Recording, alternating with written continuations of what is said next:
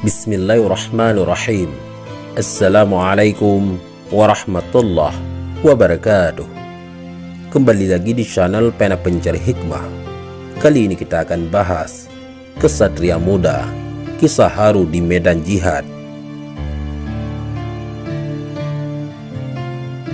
Jangan lupa sukai video ini, komen, dan berlangganan, serta bagikan video ini agar bermanfaat bagi semua. Ibnu Jauzi dalam Sifatus Safwah dan Ibnu Nahas dalam Masyarikul Aswaq mengisahkan dari seorang salih yang bernama Abu Qudamah Asy-Syami'. Saya kira yang dimaksud pemuda dalam judulnya adalah Abu Qudamah. Abu Qudamah konon adalah orang yang hatinya dipenuhi kecintaan akan jihad fi sabilillah.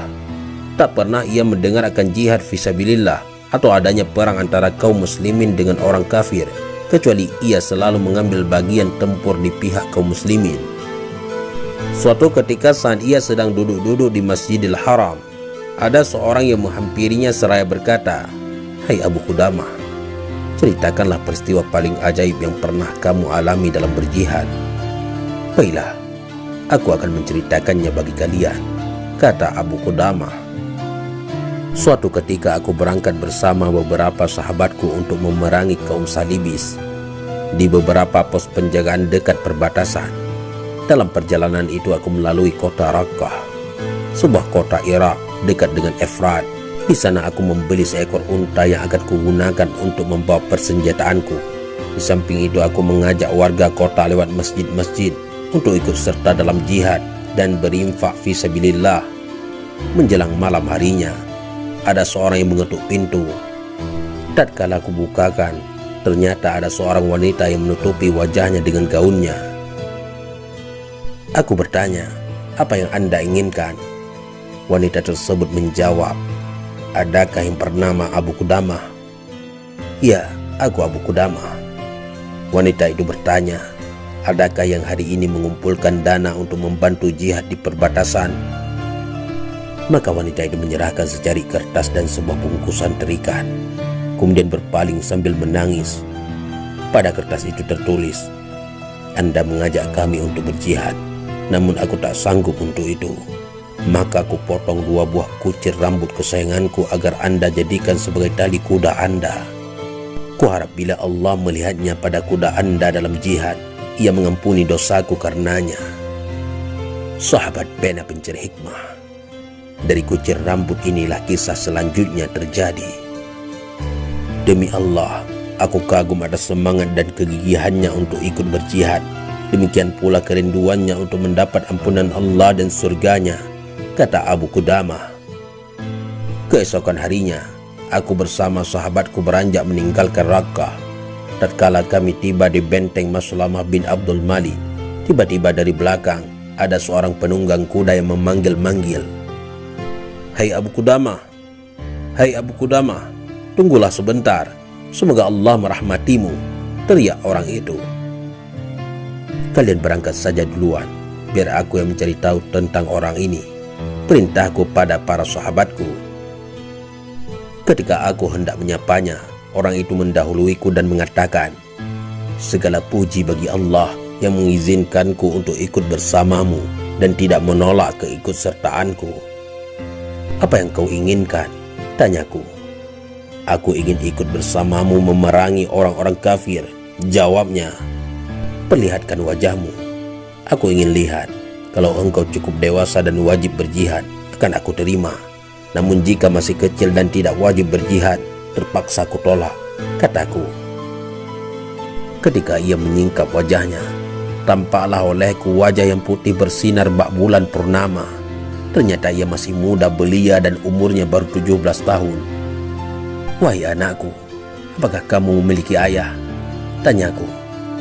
"Ayahku terbunuh di tangan kaum salibis dan aku ingin ikut bersamamu untuk memerangi orang yang membunuh ayahku," jawabnya. "Bagaimana dengan ibumu? Masih hidupkah ia?" tanyaku lagi. "Ya," jawabnya. "Kembalilah ke ibumu dan rawatlah ia baik-baik, karena surga ada di bawah telapak kakinya," pintaku padanya. "Kau tak kenal ibuku?" tanyanya. "Tidak, Jawabku, ibuku ialah pemilik titipan itu, katanya. Titipan yang mana? Tanyaku. Ialah yang menitipkan tali kuda itu, jawabnya.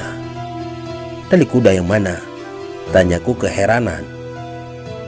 Subhanallah, alangkah pelupanya Anda ini. Tidak ingatkah Anda dengan wanita yang datang tadi malam menyerahkan seutas tali kuda dan bingkisan? Ya, aku ingat, jawabku. Ialah ibuku. Ia menyuruhku untuk berjihad bersamamu dan mengambil sumpah dariku supaya aku tidak kembali lagi, katanya. Ibuku berkata, wahai anakku, jika kamu telah berhadapan dengan musuh, maka janganlah kamu melarikan diri. Persembahkan jiwamu untuk Allah, mintalah kedudukan di sisinya, dan mintalah agar engkau ditempatkan bersama ayah dan paman-pamanmu di jannah. Jika Allah mengaruniamu mati syahid, maka mintalah syafaat bagiku. Kemudian ibu memelukku lalu mengadahkan kepala ke langit seraya berkata, ya Allah, ya Ilahi, inilah putraku, buah hati dan belahan jiwaku. Kupersembahkan ia untukmu, maka dekatkanlah ia dengan ayahnya. Aku benar-benar takjub dengan anak ini, kata Abu Qudamah. Lalu anak itu pun segera menyela. Karenanya, kumohon atas nama Allah, janganlah kau halangi aku untuk berjihad bersamamu. InsyaAllah akulah asyahid putra asyahid. Aku telah hafal Al-Quran. Aku juga jago menunggang kuda dan memanah. Maka janganlah meremehkanku hanya karena usiaku yang masih belia, kata anak itu memelas. Setelah mendengar uraiannya, aku tak kuasa melarangnya, maka kusertakan ia bersamaku. Demi Allah, ternyata tak pernah kulihat orang yang lebih cekatan darinya. Ketika pasukan bergerak, ialah yang tercepat. Ketika kami singgah untuk beristirahat, dialah yang paling sibuk mengurus kami. Sedang lisannya tak pernah berhenti dari zikrullah sama sekali. Kemudian, kami pun singgah di suatu tempat dekat pos perbatasan. Saat itu matahari hampir tenggelam dan kami dalam keadaan berpuasa. Maka ketika kami hendak menyiapkan hidangan untuk berbuka dan makan malam, bocah itu bersumpah atas nama Allah bahwa ialah yang akan menyiapkannya. Tentu saja kami melarangnya karena ia baru saja kecapean selama perjalanan panjang tadi. Akan tetapi bocah itu bersikeras menyiapkan hidangan bagi kami. Maka ketika kami beristirahat di suatu tempat, kami katakan kepadanya, menjauhlah sedikit agar asap kayu bakarmu tidak mengganggu kami. Maka bocah itu pun mengambil tempat yang agak jauh dari kami untuk memasak. Akan tetapi bocah itu tak kunjung tiba. Mereka merasa bahwa ia agak terlambat menyiapkan hidangan mereka. Hai Abu Qudamah, temuilah bocah itu. Ia sudah terlalu lama memasak. Ada apa dengannya? Pinta seseorang kepadaku. Lalu aku bergegas menemuinya. Maka kudapatkan bocah itu telah menyalakan api unggun dan memasak sesuatu di atasnya. Tapi karena terlalu lelah, ia pun tertidur sambil menjandarkan kepalanya pada sebuah batu. Melihat kondisinya yang seperti itu, sungguh demi Allah aku tak sampai hati mengganggu tidurnya. Namun aku juga tak mungkin kembali kepada mereka dengan tangan hampa, karena sampai sekarang kami belum menyantap apa-apa. Akhirnya kuputuskan untuk menyiapkan makanan itu sendiri. Aku pun mulai meramu masakannya, dan sembari menyiapkan masakan, sesekali aku melirik bocah itu. Suatu ketika terlihat olehku bahwa bocah itu tersenyum, lalu perlahan senyumannya makin lebar, dan mulailah ia tertawa lebar kegirangan. Aku merasa takjub melihat tingkahnya tadi. Kemudian ia tersentak dari mimpinya dan terbangun. Ketika melihatku menyiapkan masakan sendirian, ia nampak gugup dan buru-buru mengatakan, Paman, maafkan aku, nampaknya aku terlambat menyiapkan makanan bagi kalian. Tidak, kamu tidak terlambat, jawabku. Sudah, tinggalkan saja masakan ini, biar aku yang menyiapkannya. Aku adalah pelayan kalian selama jihad, kata bocah itu. Tidak, sahutku, demi Allah, kau tak kuizinkan menyiapkan apa-apa lagi bagi kami sampai kau ceritakan kepadaku apa yang membuatmu tertawa sewaktu tidur tadi. Keadaanmu sungguh mengherankan, lanjutku. Paman, itu sekedar mimpi yang kulihat sewaktu tidur, kata si bocah. Mimpi apa yang kau lihat? Tanyaku. Sudahlah, tak usah bertanya tentangnya. Ini masalah pribadi antara aku dengan Allah, sahut bocah itu. Tidak bisa. Kumohon atas nama Allah agar kamu menceritakannya, kataku. Paman, dalam mimpi itu tadi aku melihat seakan-akan aku berada di jannah. Kudapati jannah itu dalam segala keindahannya dan keagungannya, sebagaimana yang Allah ceritakan dalam Al-Quran. Sembari aku jalan-jalan di dalamnya dengan penuh terkagum-kagum, tiba-tiba tampaklah olehku sebuah istana megah yang berkilauan. Dindingnya dari emas dan perak, terasnya dari mutiara dan batu permata, dan gerbangnya dari emas. Di teras itu ada kerai-kerai yang terjuntai. Lalu perlahan-lahan kerai itu tersingkap dan tampaklah gadis-gadis belia dan cantik jelita. Wajah mereka bersinar bak rembulan. Kutatap wajah-wajah cantik itu dengan penuh kekaguman. Sungguh, kecantikannya yang luar biasa, umamku. Lalu muncullah seorang gadis lain yang lebih cantik dari mereka. Dengan telunjuknya ia memberi isyarat kepada gadis yang berada di sampingnya, seraya mengatakan, inilah calon suaminya Al-Mardiyah. Ya, dialah calon suaminya. Benar, ialah orangnya. Aku tak paham siapa itu Al-Mardiyah. Maka aku bertanya kepadanya, kamukah Al-Mardiyah? Aku hanyalah satu di antara dayang-dayang Al-Mardiyah, katanya. Anda ingin bertemu dengan Al-Mardiyah? Tanya gadis itu. Kemarilah, masuklah ke sini, semoga Allah merahmatimu, serunya. Tiba-tiba di atasnya ada sebuah kamar dari emas merah. Dalam kamar itu ada dipan yang bertahtakan permata hijau dan kaki-kakinya terbuat dari perak putih yang berkilauan. Dan di atasnya seorang gadis belia yang wajah bersinar laksana surya. Kalaulah Allah tidak memantapkan hati dan penglihatanku, niscaya butalah mataku dan hilanglah akalku karena tak kuasa menatap kecantikannya. Tatkala ia menatapku, ia menyambutku seraya berkata, selamat datang, hai wali Allah dan kekasihnya. Aku diciptakan untukmu dan engkau adalah milikku. Mendengar suara merdu itu, aku berusaha mendekatinya dan menyentuhnya. Namun sebelum tanganku sampai kepadanya, ia berkata, wahai kekasihku dan tambatan hatiku, semoga Allah menjauhkanmu dari segala kekejian. Urusanmu di dunia masih tersisa sedikit. Insya Allah besok kita akan bertemu selepas asar. Aku pun tersenyum dan senang mendengarnya. Sahabat pena pencari hikmah, Abu Qudamah melanjutkan, usai mendengar cerita si bocah yang indah tadi, aku berkata kepadanya, insya Allah mimpimu merupakan pertanda baik. Lalu kami pun menyantap hidangan tadi bersama-sama, kemudian meneruskan perjalanan kami menuju pos perbatasan. Setibanya di pos perbatasan, kami menurunkan semua muatan dan bermalam di sana. Keesokan harinya, setelah menunaikan sholat fajar, kita bergerak ke medan pertempuran untuk menghadapi musuh. Sang komandan bangkit untuk mengatur barisan. Ia membaca permulaan surah Al-Anfal. Ia mengingatkan akan besarnya pahala jihad fisabilillah dan mati syahid, sembari terus mengorbankan semangat jihad kaum muslimin. Abu Qudamah mengisahkan, tatkala kuperhatikan orang-orang di sekitarku, kudapat masing-masing mereka mengumpulkan sanak kerabatnya di sekitarnya. Adapun si bocah, ia tak punya ayah yang memanggilnya atau paman yang mengajaknya dan tidak pula saudara yang mendampinginya. Aku pun terus mengikuti dan memperhatikan gerak-geriknya. Lalu tampaklah olehku bahwa ia berada di barisan terdepan. Maka segeralah ku kejar ia. Ku sibak barisan demi barisan hingga sampai kepadanya.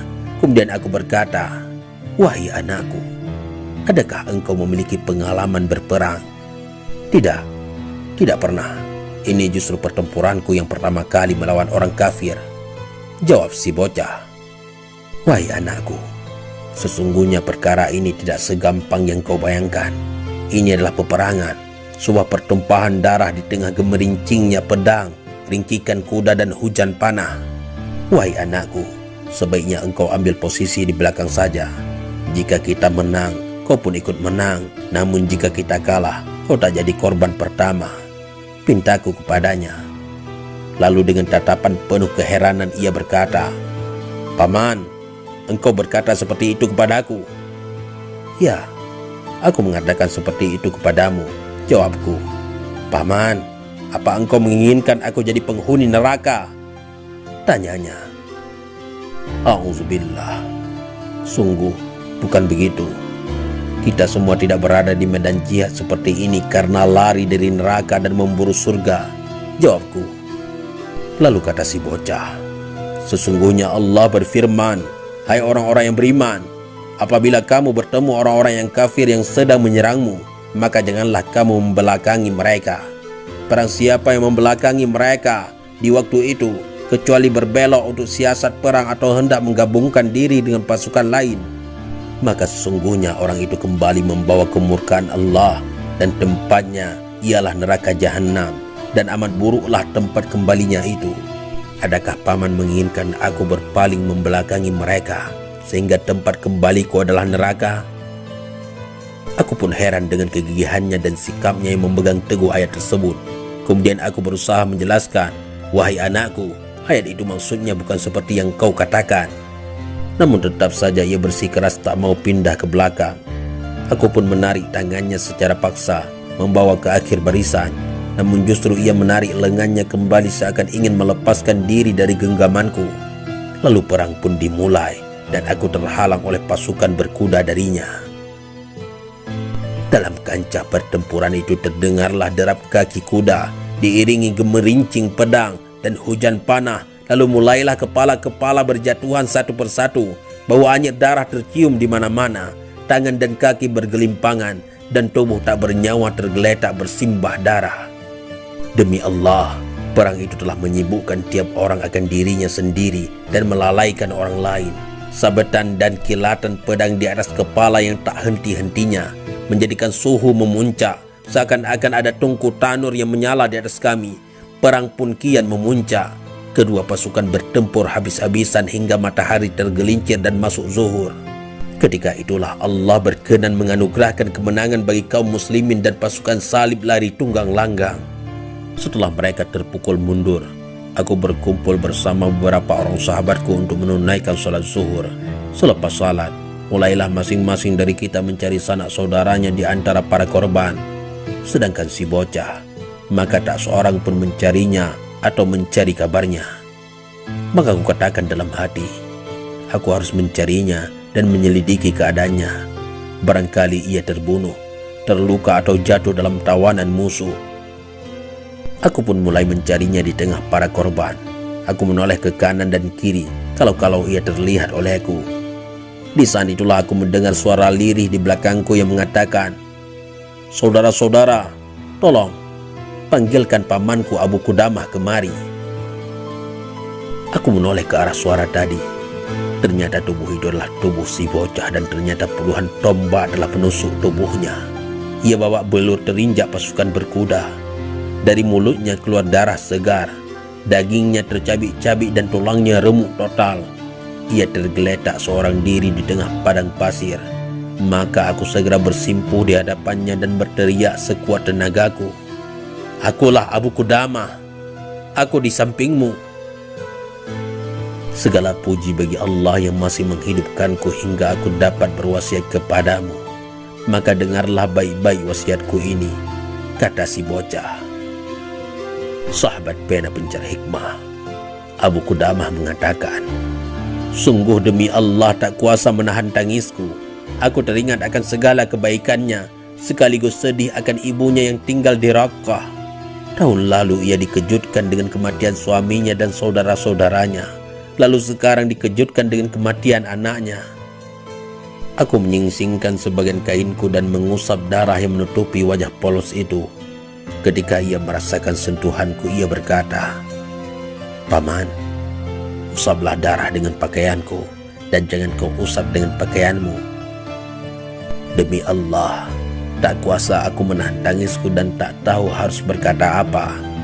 Sesaat kemudian bocah itu berkata dengan suara lirih, "Paman, berjanjilah sepeninggalku nanti kau akan kembali ke Raqqah dan memberi kabar gembira kepada ibuku bahwa Allah telah menerima hadiahnya dan bahwa anaknya telah gugur di jalan Allah dalam keadaan maju dan pantang mundur. Sampaikan pula padanya jikalau Allah menakdirkan aku sebagai syuhada, akan kusampaikan salamnya untuk ayah dan paman-pamanku di jannah. Paman, aku khawatir nanti kalau ibuku tak mempercayai ucapanmu. Maka ambillah pakaianku yang berlumur darah ini, karena bila ibu melihatnya, ia akan yakin bahwa aku telah terbunuh, dan insya Allah kami akan bertemu kembali di jannah. Paman, setibanya engkau di rumahku, akan kau dapati seorang gadis kecil berumur 9 tahun. Ia adalah saudariku. Tak pernah aku masuk rumah kecuali ia sambut dengan keceriaan, dan tak pernah aku pergi kecuali diiringi isak tangis dan kesedihannya. Ia sedemikian kaget ketika mendengar kematian ayah tahun lalu, dan sekarang ia kaget mendengar kematianku. Ketika melihat mengenakan pakaian safar, ia berkata dengan berat hati, "Kak, jangan kau tinggalkan kami lama-lama, segeralah pulang." Paman, jika kamu bertemu dengannya, maka hiburlah hatinya dengan kata-kata yang manis. Katakan kepadanya bahwa kakakmu mengatakan, Allah lah yang akan menggantikanku mengurusmu. Sahabat pena pencari hikmah, Abu Qudamah melanjutkan. Kemudian bocah itu berusaha menguatkan dirinya, namun napasnya mulai sesak dan bicaranya tak jelas. Ia berusaha menguatkan dirinya untuk kedua kalinya dan berkata, "Paman, demi Allah, mimpi itu benar. Mimpi itu sekarang menjadi kenyataan. Demi Allah, saat ini aku benar-benar sedang melihat Al-Mardiyah dan mencium bau wanginya." Lalu bocah itu mulai sekarat, dahinya berkeringat, napasnya tersengal-sengal dan kemudian wafat di pangkuanku.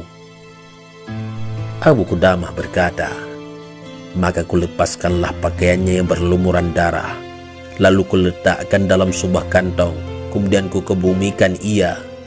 Usai mengebumikannya, keinginan terbesarku ialah segera kembali ke Rakkah dan menyampaikan pesannya kepada ibunya. Maka aku pun kembali ke Rakkah. Aku tak tahu siapa nama ibunya dan di mana rumah mereka.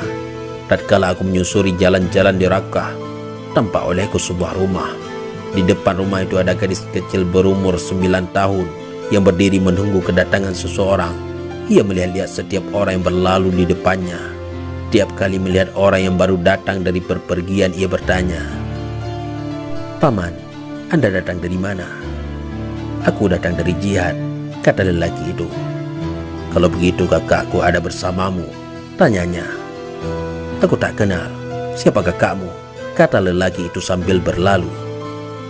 Lalu lewatlah orang kedua dan tanyanya, "Aki, Anda datang dari mana?" "Aku datang dari jihad," jawabnya. "Kakakku ada bersamamu?" tanya gadis itu. "Aku tak kenal. Siapa kakakmu?" jawabnya sambil berlalu. Lalu lewatlah orang ketiga, keempat, kelima, dan demikian seterusnya. Lalu setelah putus asa menanyakan saudaranya, gadis itu menangis sambil tertunduk dan berkata, "Mengapa mereka semua kembali dan kakakku tak kunjung kembali?"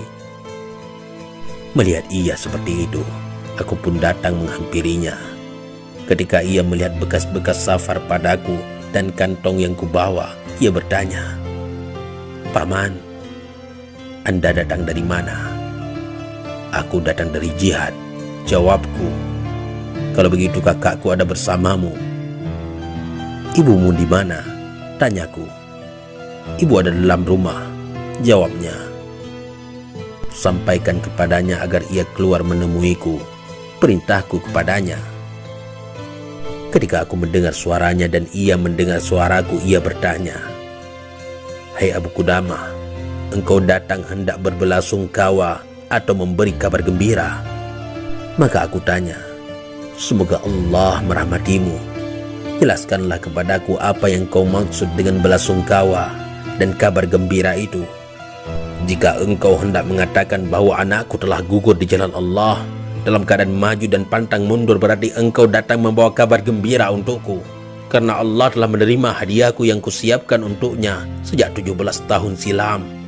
Namun jika engkau hendak mengatakan bahwa anakku kembali dengan selamat dan membawa ganimah, berarti engkau datang untuk berbelasungkawa kepadaku, karena Allah belum berkenan menerima hadiah yang kupersembahkan untuknya." Jelas si perempuan itu.